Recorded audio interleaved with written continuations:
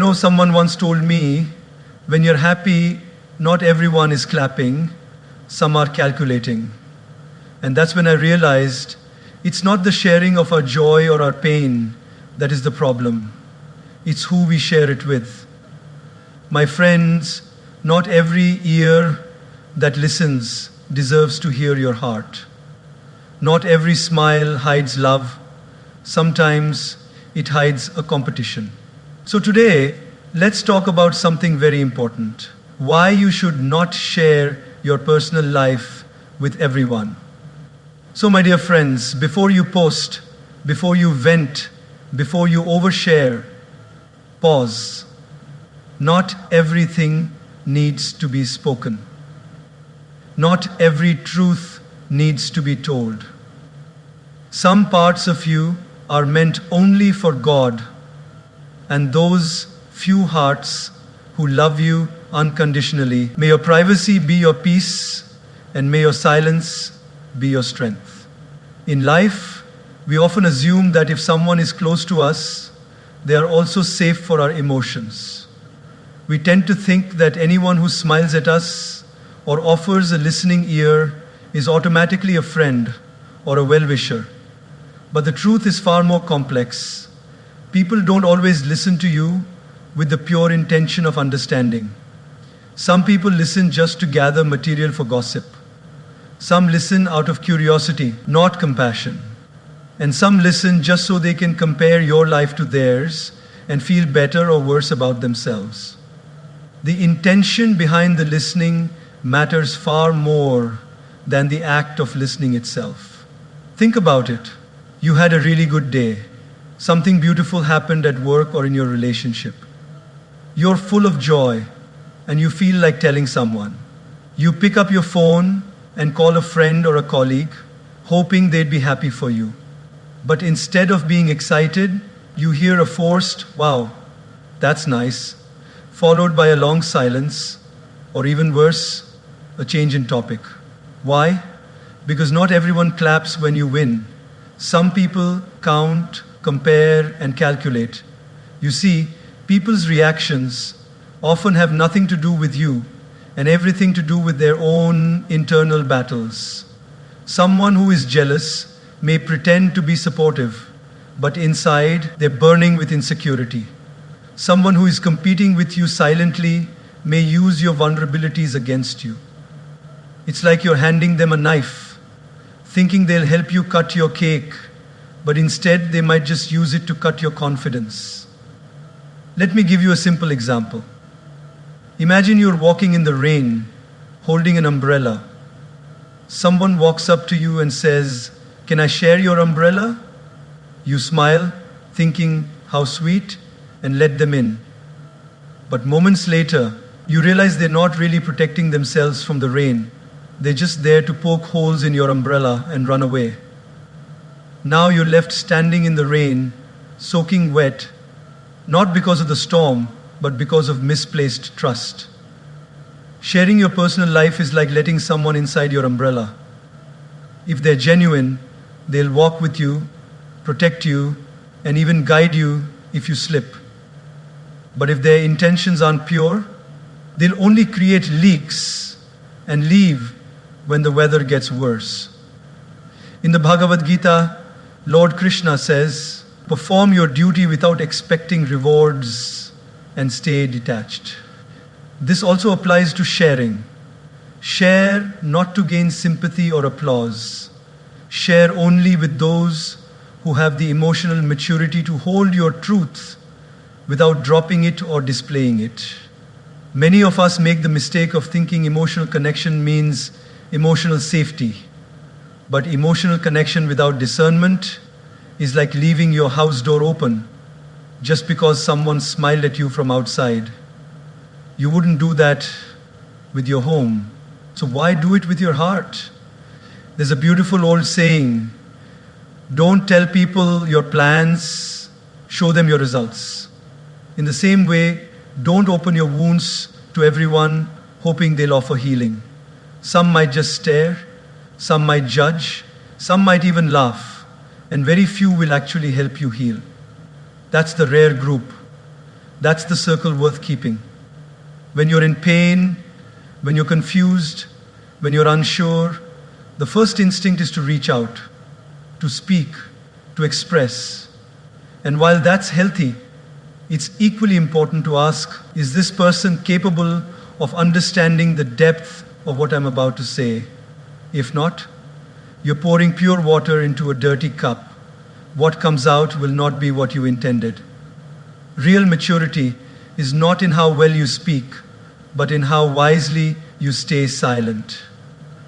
Wisdom is knowing when to speak and who deserves your truth. You don't have to fake your life, but you don't have to share every part of it either. Sometimes keeping your peace means keeping your privacy. Let me tell you something I've learned the hard way. People forget your kindness, but they remember your weakness. If you share your struggles with the wrong person, they won't help you. They'll store it. And one day, when life puts you at a higher place, they'll use your past against your present. That's why I always say, don't rush to speak. Watch first. Observe their reaction when you win. Do they celebrate or stay silent? Do they uplift you in your lows or disappear conveniently?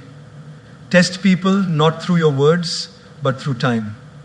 Because time always reveals the real intentions of those around you.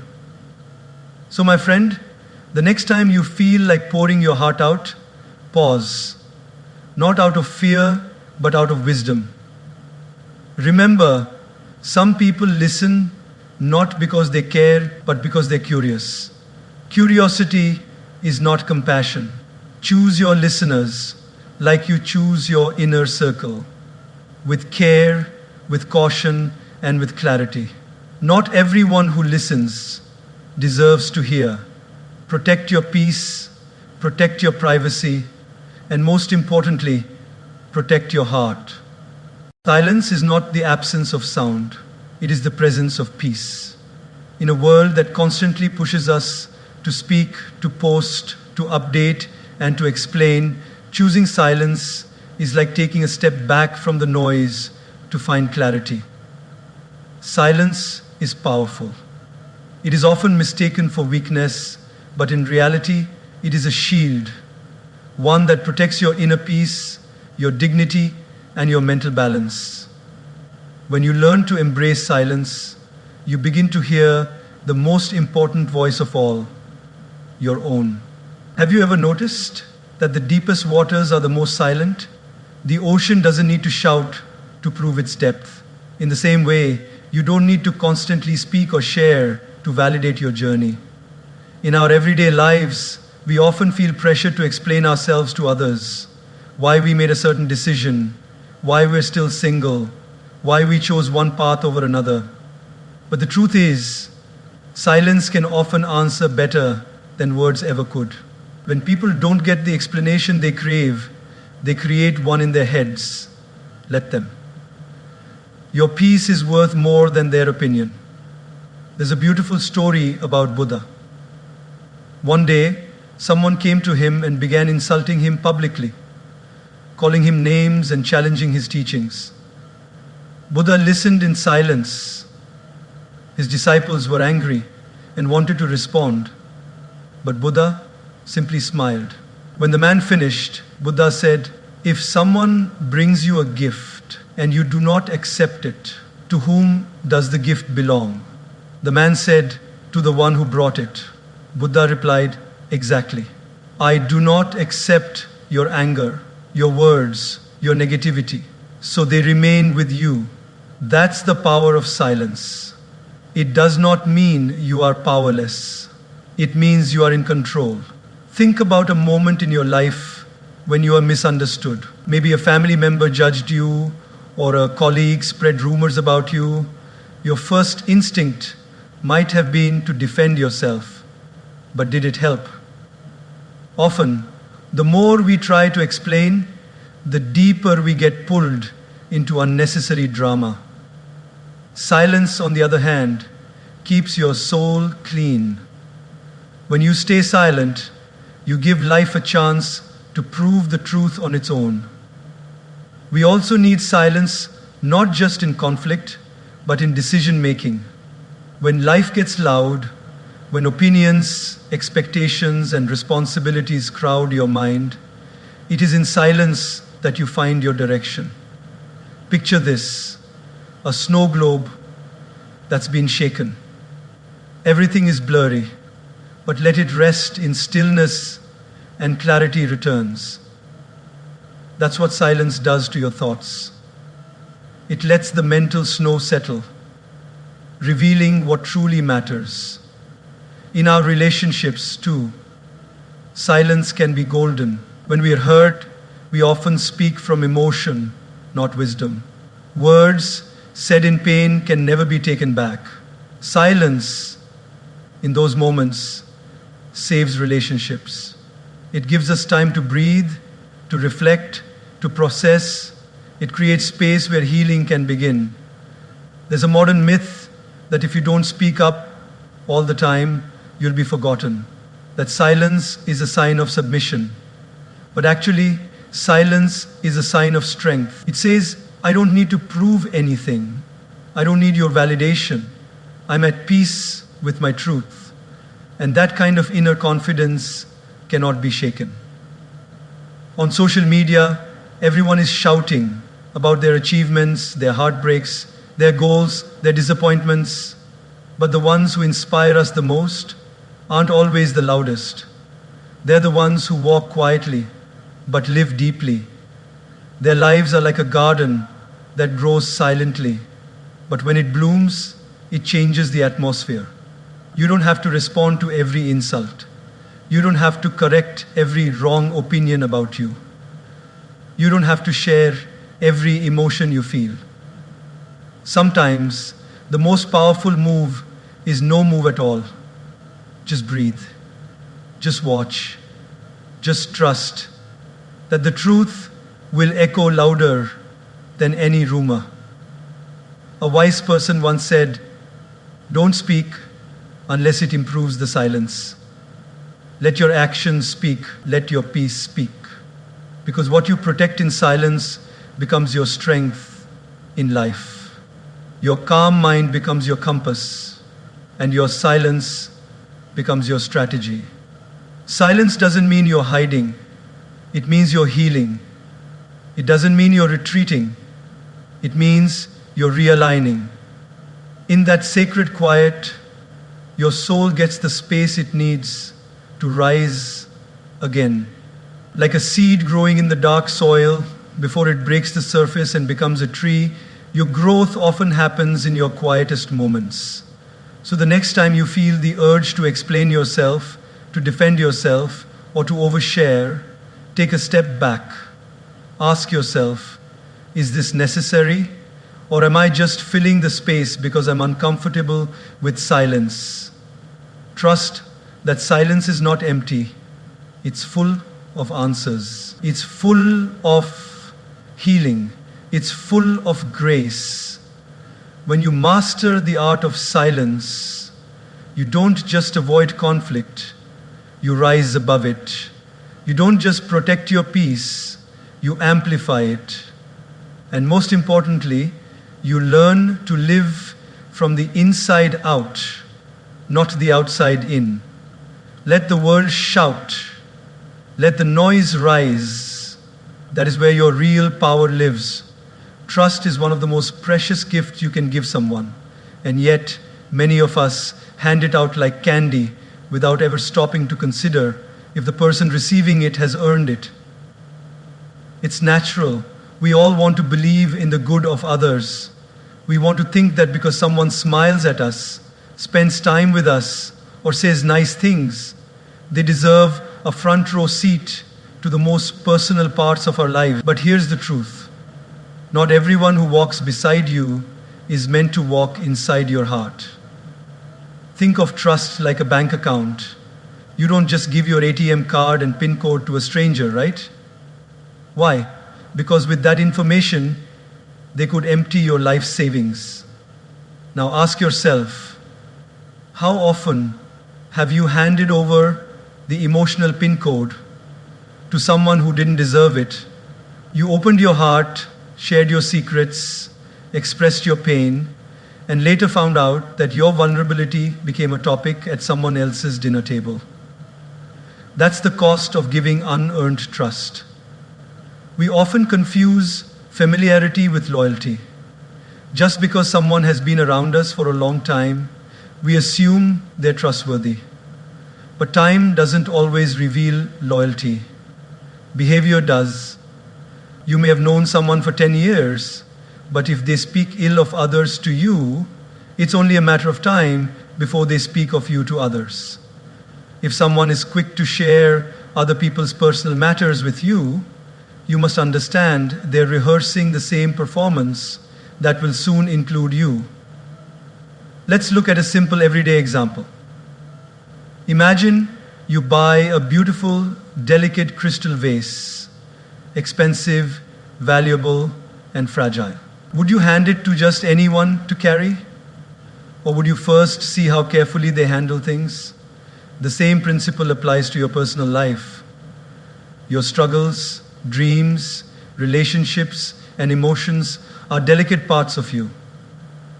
If someone is careless with other people's stories, why would they be careful with yours? We live in a world where everyone is in a hurry to speak, to share, to connect, but depth doesn't come from, it comes from patience and testing. Just like you don't marry someone after the first date, you shouldn't share your inner world with someone just because they seem nice. Observe them. Test their silence. Can they keep what you told them private, or do they rush to someone else with your story? I remember a young man once telling me that he shared his breakup story with a friend in confidence. He was emotional, raw, and just needed someone to listen. But 2 days later, he heard his story repeated with dramatic exaggeration in a group setting. He felt betrayed, not just because his secret was shared, but because he trusted someone who wasn't ready to handle it. That's the heartbreak of misplaced trust. It's not the event, it's the shock that someone you believed in didn't value your truth. In spiritual life, we're taught to be cautious about what we allow into our inner world. Trust is not about building walls, it's about installing gates. Gates that open only for those who have shown they understand the value of what lies inside. It's about saying, I'm not closed off, but I'm selective. My peace is sacred. My journey is precious. And I will not let just anyone walk through it. Real trust is not built on words. It's built on consistency. Who shows up when you're down? Who celebrates without jealousy when you're up? Who respects your absence and honors your presence? These are the silent tests of trustworthiness. And the people who pass these tests, they don't need to be told everything. You feel safe with them, even in silence. Let's take another example. In ancient times, kings didn't let just anyone into the royal chamber. Only the most loyal, the most tested, the most faithful were granted that privilege. Why? Because what happened inside the palace affected the entire kingdom. Your life is no different. You are the king or queen of your inner world. What you allow inside affects your mental peace, your emotional strength, and your spiritual growth. So be wise. Don't throw open the palace gates just because someone knocked politely. There's a power in being selective with your trust. It doesn't make you rude, it makes you wise. It doesn't mean you're unfriendly, it means you value your energy. The more you grow, the more you'll realize that your time, your truth, and your trust are not to be given freely. They're treasures. And treasures are protected, not published. So if you've ever been betrayed, don't let that close your heart. Let it teach your mind. Be softer with your emotions, but sharper with your choices. Build trust slowly, Watch actions, not just words. And remember, it's better to have one person you can trust completely than 100 who only pretend to care. In the end, trust is not something you give, it's something others earn. And when someone truly earns it, they won't break it, they'll guard it, they'll honor it. And that, my friend, is when your trust becomes your strength, not your weakness. There's a silent expectation most of us carry that when we speak from the heart, the other person will listen with theirs. That when we open up and express something vulnerable, deep, or raw, the person on the receiving end will handle our truth with the same sensitivity and care that we do. But the hard reality is not everyone is equipped to handle the weight of your truth. Some people can barely manage their own emotions, let alone hold space for yours. That's why sharing your personal life with everyone can often lead not to relief, but to regret. Your truth is like a fragile, priceless sculpture, delicate, detailed, and deeply personal. And just as you wouldn't hand that sculpture to someone with clumsy hands, you shouldn't hand over your truth to someone with a careless heart. There are people who will misunderstand your story, not because you didn't explain it well, but because they simply don't have the emotional depth to grasp it.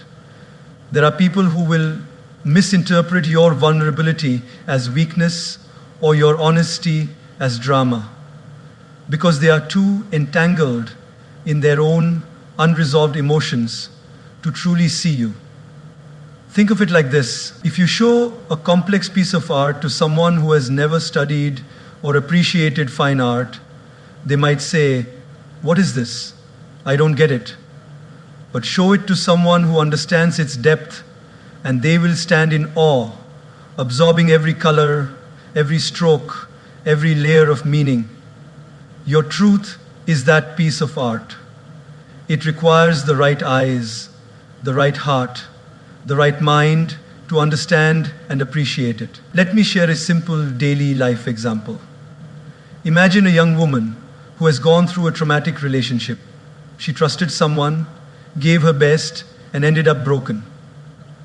After months of healing, she decides to share her story with a friend, expecting support and understanding. But instead of comfort, the friend says, "Maybe you're just too emotional," or "You should have seen it coming." At that moment, the woman feels not only hurt, but also foolish for opening up. What happened? The friend wasn't bad, just unequipped. She lacked the emotional tools to deal with someone else's pain. This is why it's important to be careful, not secretive, but intentional, about whom you confide in. Everyone doesn't deserve access to your inner world. It's not about being cold or guarded, it's about being wise. Because once a personal truth is out, you can't take it back. It lives in someone else's memory now. And how they use it is beyond your control. If they are trustworthy, your truth becomes sacred. But if they are not, your truth becomes gossip, judgment, or a weapon. We often mistake closeness for capacity. Just because someone is close to you, family, a longtime friend, or a colleague, doesn't mean they have the emotional maturity to handle what you're going through. You might be opening up to someone who hasn't even healed from their own pain, and instead of offering empathy, they project their unhealed trauma back onto you. Sometimes, in our eagerness to feel heard, we speak too soon. But timing matters, maturity matters. The listener's emotional strength matters. A flower doesn't bloom in winter for a reason, because the environment isn't right. Likewise, your truth will not bloom in every heart. It needs fertile ground, someone with patience, compassion, and understanding. In spiritual practice, we are taught to observe before we speak, to feel the energy of a person before we share something precious. Because words are not just sounds, they are vibrations. And when those vibrations are received by a bitter or negative soul, they get twisted, misunderstood, and thrown back at us in forms we never expected. You don't owe anyone your truth. Let that sink in. You don't have to explain your past, justify your decisions, or unpack your struggles to anyone who hasn't earned the right to hear them. Just like a doctor wouldn't give a sharp surgical tool to an untrained person, you shouldn't give your deepest truths to someone who isn't emotionally equipped to hold them with care. And yes, there will be people who will call you too quiet, too private, too reserved. Let them. What they call mystery, you call protection. What they call distance, you call wisdom. It's not your responsibility to make your life understandable to everyone. It's your responsibility to live it in a way that honors your peace. Let your life speak louder than your explanations. Let your growth be the answer to their questions.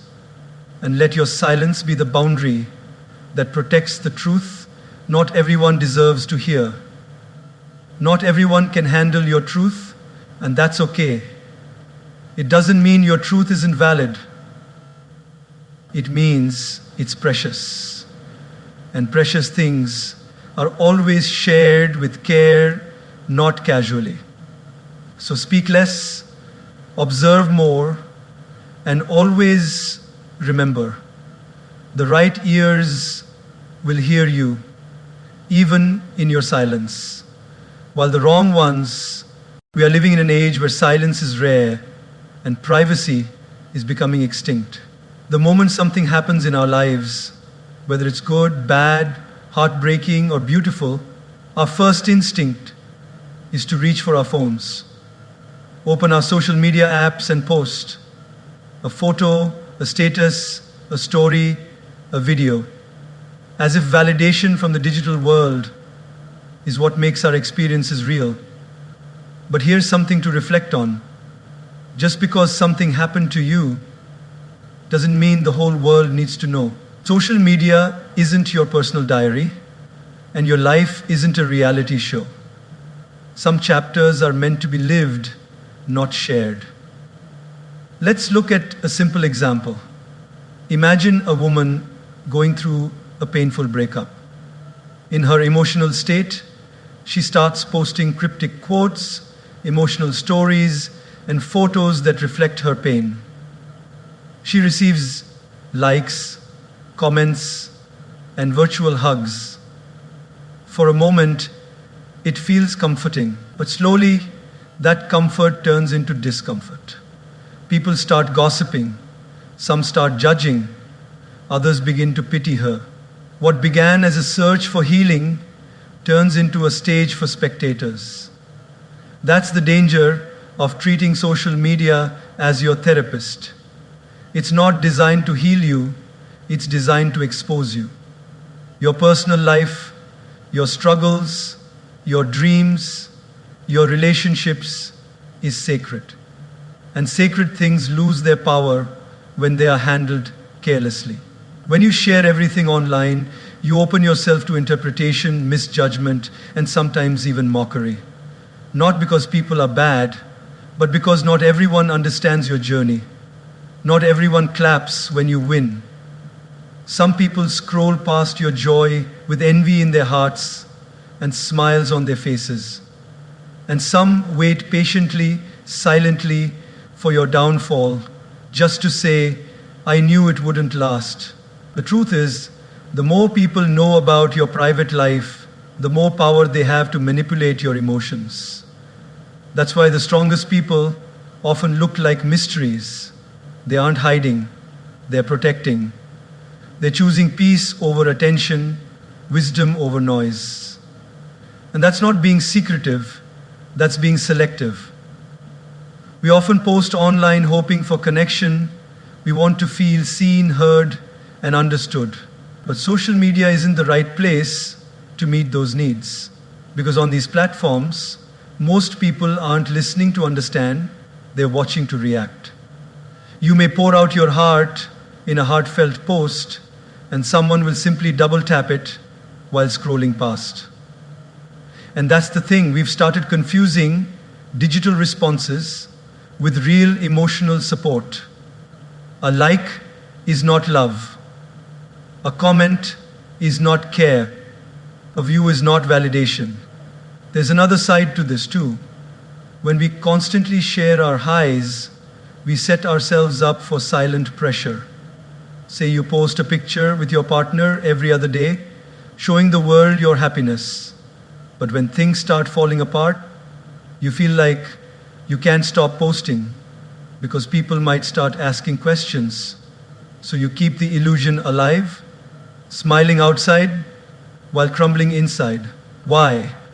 Because you've already made your relationship public property.